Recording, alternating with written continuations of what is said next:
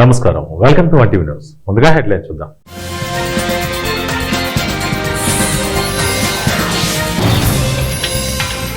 Rules పాటించిన Britain ప్రధాని, పట్టించుకోని మోదీ.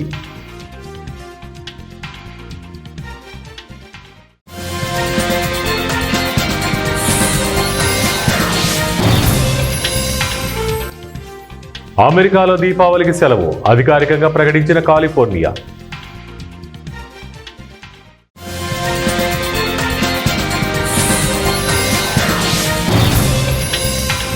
రేవంత్ రెడ్డి బీజేపీ వల్లే బీసీలకు అన్యాయం, ఆర్ఎస్ ప్రవీణ్ కుమార్.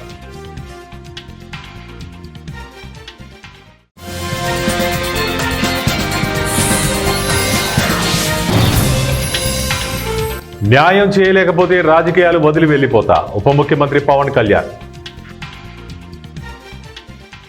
ప్రధాని నరేంద్ర మోడీ మరోసారి సోషల్ మీడియాలో చర్చనీయాంశంగా మారారు. ఇటీవల భారత పర్యటనకు వచ్చిన బ్రిటన్ ప్రధాని సర్ కీర్ స్టార్మర్తో కలిసి కారులో ప్రయాణిస్తున్న సమయంలో తీసిన ఒక ఫోటో ఇప్పుడు తీవ్ర వివాదాస్పదంగా మారింది. ఆ ఫోటోలో బ్రిటన్ ప్రధాని కీర్ స్టార్మర్ సీట్ బెల్ట్ ధరించి ఉండగా ప్రధాని మోడీ మాత్రం ఎలాంటి సీటు బెల్ట్ పెట్టుకోకుండా కెమెరాకు పోజులిస్తూ కనిపించారు. ఈ ఫోటో ఇంటర్నెట్లో వేగంగా వైరల్ కావడంతో నెటిజన్ల నుంచి విమర్శలు వెల్లువెత్తుతున్నాయి. రోడ్డు భద్రతా నియమాలను స్వయంగా ప్రధాని ఉల్లంఘించడం ఏంటని పలువురు ప్రశ్నిస్తున్నారు. మన దేశానికి అతిథిగా వచ్చిన బ్రిటన్ ప్రధాని నిబంధనలు పాటిస్తుంటే మన ప్రధాని వాటిని విస్మరించడం సరైన సందేశం కాదని కామెంట్లు పెడుతున్నారు. దేశ ప్రధాని ఇలా చేస్తే సాధారణ పౌరులు నిబంధనలు ఎలా గౌరవిస్తారంటూ నెటిజన్లు తమ అభిప్రాయం వ్యక్తం చేస్తున్నారు. ఉప ముఖ్యమంత్రి పవన్ కళ్యాణ్ ఉప్పాడలో జరిగిన బహిరంగ సభలో మత్స్యకారుల సమస్యలపై స్పందిస్తూ వారికి అండగా ఉంటారని తెలిపారు. పరిశ్రమల నుంచి వస్తున్న కాలుష్యం కారణంగా మత్స్యకారులు పడుతున్న తీవ్ర ఇబ్బందులపై ఆయన చర్చించారు. 7,193 కుటుంబాలు చేపల వేటపై ఆధారపడి జీవిస్తున్నాయని, వారి ప్రతి కష్టంలో తాను తోడుగా ఉంటారని హామీ ఇచ్చారు. దివిస్, అరవిందో వంటి కంపెనీల నుంచి కాలుష్యం వస్తుందని మత్స్యకారులు చెబుతున్న విషయాన్ని ఆయన ప్రస్తావించారు. అమీనాబాద్ హార్బర్ డిజైన్ లోపం వల్ల ప్రమాదాలు జరుగుతున్నాయనే అంశాన్ని కూడా ఆయన దృష్టికి తీసుకొచ్చారు. ఈ సమస్యలన్నింటినీ పరిష్కరించేందుకు కృషి చేస్తారని తెలిపారు. కాంగ్రెస్ ప్రభుత్వం తెచ్చిన జీవో 9పై హైకోర్టు స్టే ఇవ్వడంతో బీసీలకు తీవ్ర అన్యాయం జరిగిందని, కాంగ్రెస్ బీజేపీ కలిసి బీసీలను మోసం చేశాయని బీఆర్ఎస్ రాష్ట్ర ప్రధాన కార్యదర్శి ఆర్ఎస్ ప్రవీణ్ ఆరోపించారు. గురువారం ఆయన కుమరభీం, ఆసిఫాబాద్ జిల్లా కాగజ్ నగర్ మండలం కోసిని గ్రామంలోని తన నివాసంలో మీడియాతో మాట్లాడారు. స్వాతంత్రం వచ్చినప్పటి నుంచి బీసీలకు అన్యాయమే జరిగిందని చెప్పారు. ఇప్పుడు స్థానిక సంస్థల ఎన్నికల్లో రిజర్వేషన్లు అమలయ్యే క్రమంలో బీసీల నోటికాడి కూడు ఆధిపత్య వర్గాలు లాక్కున్నాయని విమర్శించారు. రాష్ట్ర గవర్నర్ 6 నెలలుగా ఈ జీవోకు ఎందుకు ఆమోదం తెలపలేదని ప్రశ్నించారు. తెలంగాణ నుంచి గెలిచిన 8 మంది బీజేపీ ఎంపీలు, 8 మంది కాంగ్రెస్ ఎంపీలు బీసీల బిల్లు విషయంలో ఎందుకు కేంద్రంపై ఒత్తిడి తేలేదని ప్రశ్నించారు. మన దీపావళి పండుగకు అమెరికాలోని కాలిఫోర్నియాలో గుర్తింపు దక్కింది. దీపావళిని రాష్ట్ర పండుగగా గుర్తించింది. ఆ రోజును ప్రభుత్వ సెలవు దినంగా ప్రకటించింది. ఈ మేరకు AB 268 బిల్లుపై కాలిఫోర్నియా గవర్నర్ గ్యావిన్ న్యూసం సంతకం చేశారు. దీపావళిని రాష్ట్ర పండుగగా గుర్తించాలని ప్రతిపాదిస్తూ గతంలోనే ఆ దేశ కాంగ్రెస్ లో ఓ బిల్లును తీసుకొచ్చారు. ఇప్పుడు దానికి ఆమోదం లభించింది. తాజాగా ఈ బిల్లును గవర్నర్ కూడా ఆమోదించడంతో ఇది చట్టంగా మారింది. 2026 జనవరి 1వ తేదీ నుంచి ఇది అమల్లోకి రానుంది. దీని ప్రకారం కాలిఫోర్నియా రాష్ట్రంలోని ప్రభుత్వ ఉద్యోగులకు దీపావళి రోజు వేతనంతో కూడిన సెలవు లభిస్తుంది. అలాగే పాఠశాలలు, కమ్యూనిటీ కాలేజీలకు కూడా సెలవు ఇవ్వచ్చు. అయితే కోర్టులకు మాత్రం ఈ సెలవు వర్తించదని నిబంధనలు చెబుతున్నాయి. ఇప్పటికీ అమెరికాలోని పెన్సిల్వేనియా, కనెక్టికట్ రాష్ట్రాలు దీపావళిని రాష్ట్ర పండుగగా గుర్తించాయి. శ్రీకాకుళం జిల్లా పలాస, కాశీబుగ్గ మున్సిపాలిటీలో రాత్రిపూట పలు వీధుల్లో ప్రజలు చిమ్మ చీకటితో నరక యాతన అనుభవిస్తున్నారు. ఓవైపు వీధి కుక్కల స్వైర విహారం చేస్తూ పలువురిపై దాడులు చేసి గాయాల పాలు చేస్తుండగా, మరోవైపు వందలాది పశువులు రోడ్డుపై తిష్టవేస్తూ వాహనదారులను ప్రమాదాలకు గురి చేస్తున్నాయి. ఇటువంటి తరుణంలో వీధి లైట్లు ఏర్పాటు చేయండి మహాప్రభు అంటూ పట్టణ ప్రజలు మున్సిపల్ అధికారుల వద్ద మొరపెట్టుకున్నా పట్టించుకున్న దాఖలాలు లేవు. వీధి లైట్ల కోసం లక్షలాది రూపాయల నిధులు ప్రభుత్వం విడుదల చేస్తుండగా సంబంధిత కాంట్రాక్టర్ లైట్లు మాత్రం అరకొరగా అమరుస్తున్న మున్సిపాలిటీ అధికారులు చోద్యం చూడటంపై పలు అనుమానాలకు తావిస్తోందని పలువురు భావిస్తున్నారు. తక్షణమే లైట్లు వెలగని ప్రతి స్తంభానికి కొత్త లైట్లు అమర్చాలని స్థానికులు డిమాండ్ చేస్తున్నారు.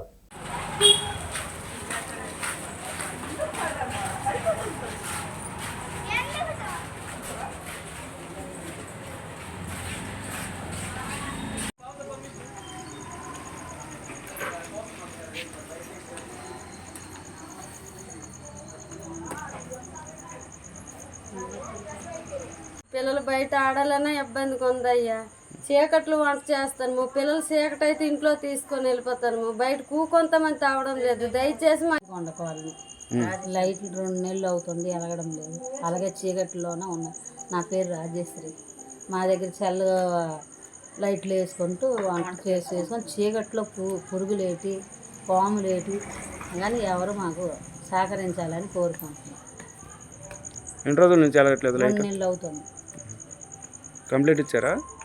కంప్లీట్ ఇచ్చామని ఎవరు పట్టించుకోవాలి సార్, ఎవరు పట్టించుకోవడం లేదు. ఒకళ్ళ పిల్లలు గంట గడి ఆడుకోవడానికి ఏ సదుపాయం లేదు, చీకట్లోనే ఉన్నాం. మరి ఏం చేస్తాం, సదుపాయం లేదు. అలాగే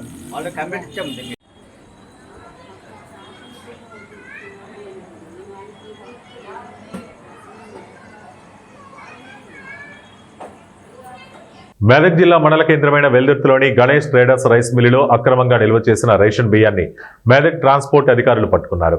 కాగా మెదక్ ట్రాన్స్పోర్ట్ అధికారులు పూర్తి సమాచారంతో వెల్దుర్తి పోలీసుల సాయంతో మూకుమ్మడిగా దాడి చేసి అక్రమంగా నిల్వ చేసిన రేషన్ బియ్యాన్ని స్వాధీనపరుచుకున్నారు. కాగా స్వాధీనపరుచుకున్న బియ్యాన్ని సమాచారం తెలియాల్సి ఉంది. వెల్దుర్తి పోలీస్ స్టేషన్ కు తరలించారు. పూర్తి కాగా వెల్దుర్తి బడా వ్యాపారి చేస్తున్న అక్రమ రేషన్ బియ్యం పట్టివేత వెల్దుర్తి పట్టణ ప్రజలు ఆశ్చర్యం వ్యక్తం చేస్తున్నారు.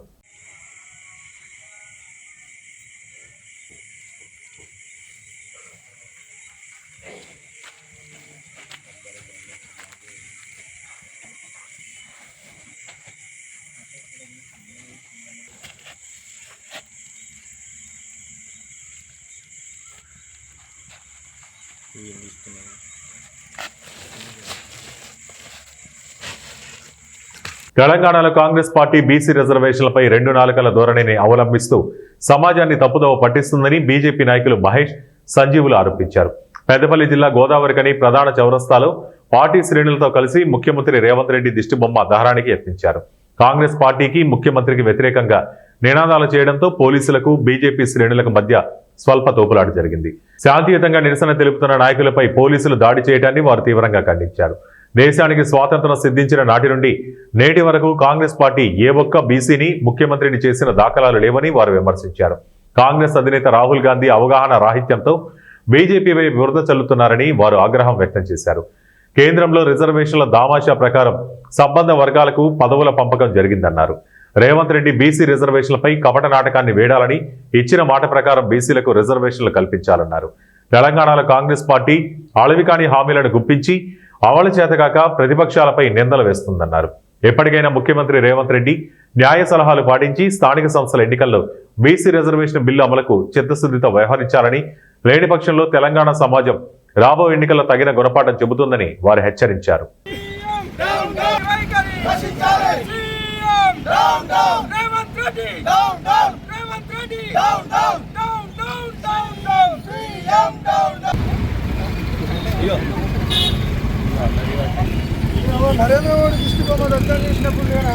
ప్రజాస్వామ్యయుతంగా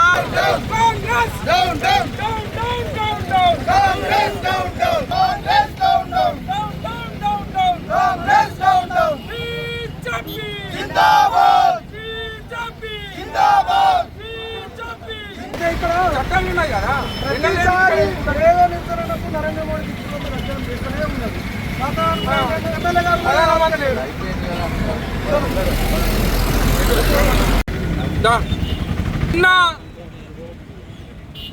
తెలంగాణ రాష్ట్రంలో అందరికీ కూడా తెలిసినటువంటి విషయమే. 42% బీసీల రిజర్వేషన్ పేరుతో కాంగ్రెస్ పార్టీ కపట నాటకాన్ని తెరలేపి ఒక రెడ్డి రిజర్వేషన్ సంబంధించినటువంటి జీవో ఇస్తాడు, ఇంకో రెడ్డి ఈ యొక్క రిజర్వేషన్ సంబంధించి కోర్టుల పిటిషన్ వేసి నిన్న బీసీలకు తీరని అన్యాయం చేసిండ్రు. ఈ యొక్క రాష్ట్రంలో అత్యధిక జనాభా కలిగినటువంటి బీసీలకు తీరని అన్యాయం చేస్తూ ఈ యొక్క కాంగ్రెస్ ఒక నాటకాన్ని తెరలేపింది. ఈ యొక్క దీన్ని బీసీ సంఘాలతో పాటుగా భారతీయ జనతా పార్టీ తరఫున తీవ్రంగా ఖండిస్తూ ఉన్నాం. ఈ యొక్క కార్యక్రమాన్ని నిరసన తెలియజేయడానికి ప్రజాస్వామ్యబద్ధంగా మేము వస్తే పాశవికంగా మా మీద దాడి చేసిండ్రు. మరి ఇది ఒక్కసారి తెలంగాణ ప్రజానీకం అందరూ కూడా గుర్తించాల్సినటువంటి అవసరం ఉందని చెప్పేసి ఈ సందర్భంగా భారతీయ జనతా పార్టీ తరఫున మేము డిమాండ్ చేస్తా ఉన్నాం. చౌరస్తా వేదికగా స్థానిక శాసనసభ్యులు గౌరవనీయులు మక్కాన్ సింగ్ రాజ్ ఠాకూర్ గారు మరియు కాంగ్రెస్ నాయకులు వాళ్ళు భారతీయ జనతా పార్టీ మీద తీవ్రమైన ఆరోపణలు చేయడం జరిగింది. వాళ్ళు ఏమంటారంటే 42% బీసీ రిజర్వేషన్ అమలు కాకపోవడానికి కారణం ప్రతిపక్షాలట, భారతీయ జనతా పార్టీ అట. అదేవిధంగా బ్రిటిష్ జాతికి చెందిన నరేంద్ర మోడీ బలహీన వర్గాలను అణగారిన వర్గాలను అణచివేస్తాడని తీవ్రమైన ఆరోపణలు చేశారు. ఈ విషయము ముడ్డి కట్టుకొని పసిపిల్లని చెప్పినా కానీ వాస్తవానికి మీరు ఆశ్చర్యపడిపోతారు. మీరు ఒకటే విషయాన్ని అర్థం చేసుకోవాలి. ఈరోజు 145 కోట్ల జనాభా కలిగిన అతిపెద్ద ప్రజాస్వామ్యమైన భారతదేశానికి ఒక బీసీ బిడ్డను నరేంద్ర మోడీని ప్రధానమంత్రిని చేసిన ఘనత భారతీయ జనతా పార్టీ. అదేవిధంగా 72 మందిని కేంద్ర మంత్రులను చేస్తే 27 మంది ఓబీసీలను, 10 మంది ఎస్సీలను, 5 ఎస్టీలను, అంటే మొత్తం మీరు రిజర్వేషన్ దావాషా పద్ధతిలో చూసుకున్నా కానీ 60% బడుగు బలహీన వర్గాలకు సీట్లు కేటాయించిన పార్టీ భారతీయ జనతా పార్టీ. ఈరోజు మేము చెప్తా ఉన్నాం, ఓ బీసీ బిడ్డను మన ఉమ్మడి కరీంనగర్ జిల్లాలో ఉన్న బండి సంజయ్ అన్నను మనం కేంద్ర హోంశాఖ సహాయ మంత్రి చేసుకున్నాం. 30 సంవత్సరాలు జెండా మోసి నమ్మిన సిద్ధాంతం కోసం ఉన్న ఓ దళిత బిడ్డను మా అన్న రామచంద్ర అన్నను ఎస్సీ కమిషన్కి సంబంధించిన సభ్యులు చేసుకున్నాం. అదేవిధంగా తెలంగాణ లోపల మొన్నటి అసెంబ్లీ ఎలక్షన్ లోపల మేము భారతీయ జనతా పార్టీని మీరు గెలిపిస్తే బీసీ ముఖ్యమంత్రిని ప్రకటించిన ఏకైక దమ్మున్న పార్టీ భారతీయ జనతా పార్టీ. అసలు భారతీయ జనతా పార్టీని పట్టుకొని మీరు ఆడలేక మధ్యలోడినట్టు అనేక రకాలైన విమర్శలు చేస్తూ ఉన్నారు. అసలు కామారెడ్డి 42% డిక్లరేషన్ చేసింది మీరు. మీ సీఎంతో 42% సంబంధించిన జీవో ఇప్పించింది మీరు. మళ్ళా మీ సీఎంకి సంబంధించిన సామాజిక వర్గమైనడు హైకోర్టు లోపల అదే జీవో మీద ఛాలెంజ్ చేయించింది మీరు. అంటే మీకు ప్రజాస్వామ్యం లోపల ఎన్నికలకు గ్రామాల పోదామంటే భయం అవుతుంది. కాబట్టి కాంగ్రెస్ పార్టీ శ్రీ సత్యసాయి జిల్లా కొత్త చెరువు మండలం వంగంపల్లి గ్రామ సమీపాన వంగపేరు ప్రవాహంలో ట్రాక్టర్ బోల్తా పడిన ఘటనతో ఒక క్షణం భయాందోళన నెలకొంది. భారీ వర్షాల కారణంగా వంగపేరు ప్రవాహం ఒక్కసారిగా పెరగడంతో మొక్కజొన్నలకు తరలిస్తున్న రైతు వెంకటేష్ ట్రాక్టర్ ట్రాలీ సహా నీటిలో చిక్కుకుపోయాడు. ట్రాలీ బోల్తా పట్టడంతో ప్రమాదంలో చిక్కుకున్న రైతు డ్రైవర్ను స్థానికులు చాకచక్యంగా రక్షించారు. వెంటనే ఉపాధ్యాయుడు గోపి గ్రామస్తులు స్పందించి వంగంపల్లి ఎరగంపల్లి ప్రజలకు సమాచారం అందించారు. ప్రొక్లైన్ తాళ్ల సాయంతో ట్రాక్టర్ను నీటి ప్రవాహం నుంచి బయటకు లాగి రైతు డ్రైవర్ని సురక్షితంగా కాపాడారు. ట్రాలీలో ఉన్న సుమారు 15 క్వింటాల మొక్కజొన్నలు నీటిలో కొట్టుకుపోవడంతో 30,000 నష్టం వాటిల్లిందని రైతు తెలిపారు.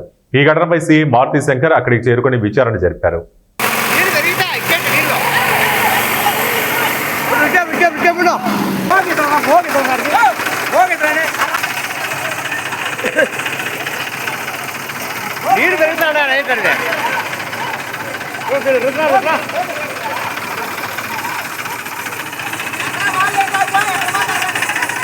పోయేది కాదు, నీళ్లు పెరుగుతాడే.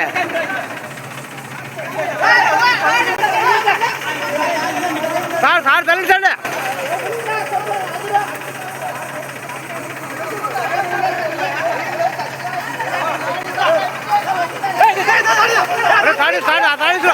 ఆ తాడే ఇట్లా మూటై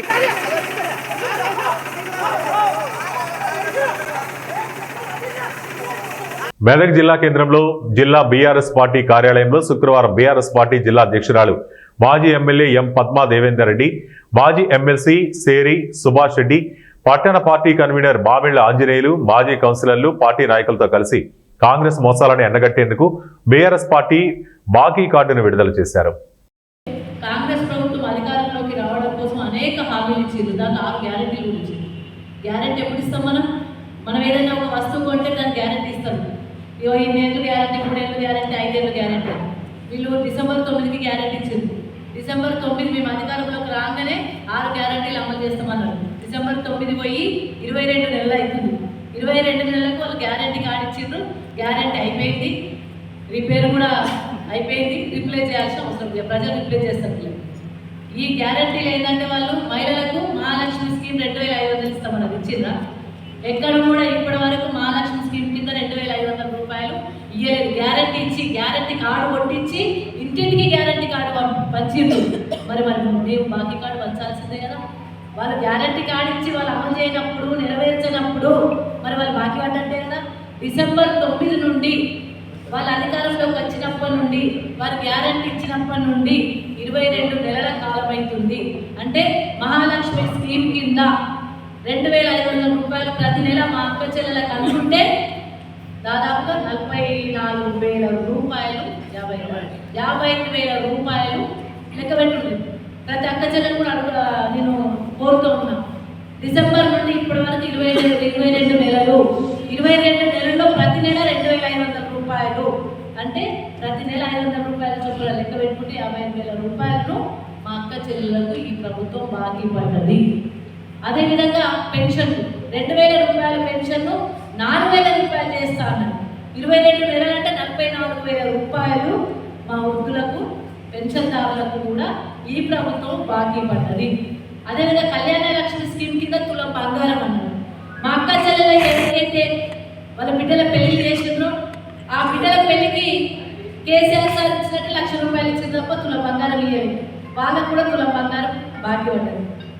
అదేవిధంగా మా ఆడపిల్లలకు స్కూటీలు ఇస్తా అని చెప్పింది. విద్యార్థులకు స్కూటీలు అన్నారు, అది కూడా బాకీ పడ్డది. నిరుద్యోగులకు ఉద్యోగాలు అన్నది, ఉద్యోగాలు అయితే లేవు, కేసీఆర్ సార్ చెప్పినవి వాళ్ళు ఇష్టమని చెప్పుకుంటారు తప్ప ఇప్పటి వరకు వాళ్ళు నిరుద్యోగులకు కూడా ఇబ్బంది పెట్టే పరిస్థితి ఉంటుంది. రుణమాఫీ సరిగ్గా చేయలేదు. ఇచ్చిన 6 గ్యారెంటీలు అమలు కాలేదు.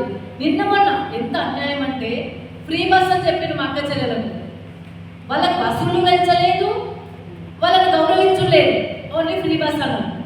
అయినా సరే మా అక్క చెల్లెలు సరే ఫ్రీ బస్ అన్నారు, దాన్ని ఒప్పుకుంటాం. నిన్ననే సిటీలో ఛార్జెస్ పెంచింది.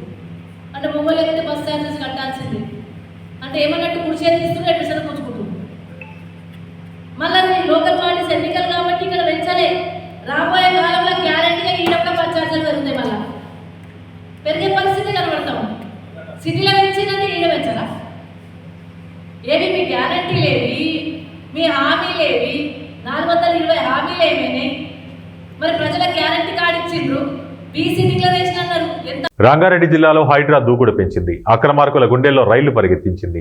ఓ కబ్జాదారుడి ఆట కట్టించింది. పెద్ద అంబర్పేట మున్సిపాలిటీ పరిధిలోని 30 అన్నారం లక్ష్మీ గణపతి కాలనీలో 700 గజాల పార్కు స్థలాన్ని గత అధికార పార్టీ నాయకుడు కబ్జా చేశాడు. కాలనీ పెద్దల సహకారంతోనే కబ్జా చేసినట్లు ఆరోపణలు వచ్చాయి. ఆ కాలనీ ప్రెసిడెంట్ నవీన్ రెడ్డి ఈ భూ కబ్జా వ్యవహారంపై హైడ్రా కమిషనర్ రంగనాథ్కు ఫిర్యాదు చేశారు. దీంతో సమగ్ర విచారణ అనంతరం కబ్జా జరిగింది వాస్తవమేనని హైడ్రా అధికారులు ధృవీకరించారు. అక్రమ కట్టడాలను ఈ రోజు కూల్చివేశారు. కబ్జాకు గురైన ఖరీదైన స్థలాన్ని కాలనీ వాసులకు అప్పజెప్పారు. సంబంధిత బాధ్యులపై చర్యలు తీసుకుంటామని తెలిపారు. హైడ్రా చర్యలతో లక్ష్మీ గణపతి కాలనీ వాసులు హర్షం వ్యక్తం చేస్తున్నారు.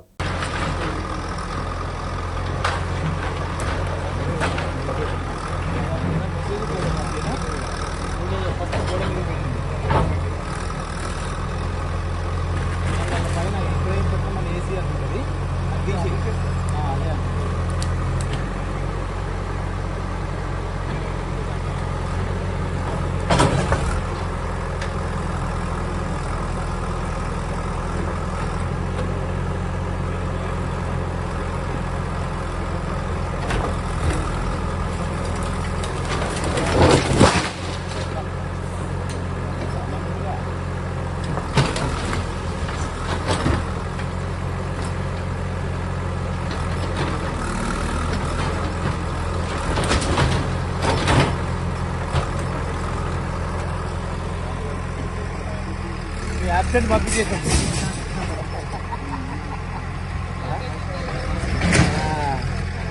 7:45-46 వార్తలు ముగించే ముందు ముఖ్యాంశాలు మరోసారి.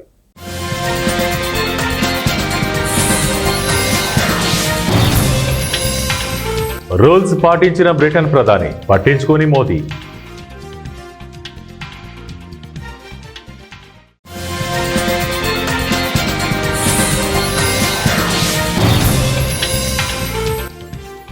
అమెరికాలో దీపావళికి సెలవు, అధికారికంగా ప్రకటించిన కాలిఫోర్నియా.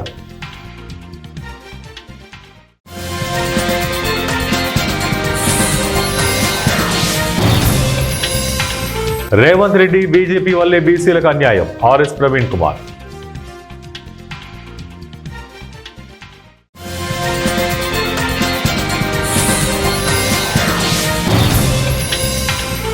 న్యాయం చేయలేకపోతే రాజకీయాలు వదిలి వెళ్లిపోతా ఉప ముఖ్యమంత్రి పవన్ కళ్యాణ్.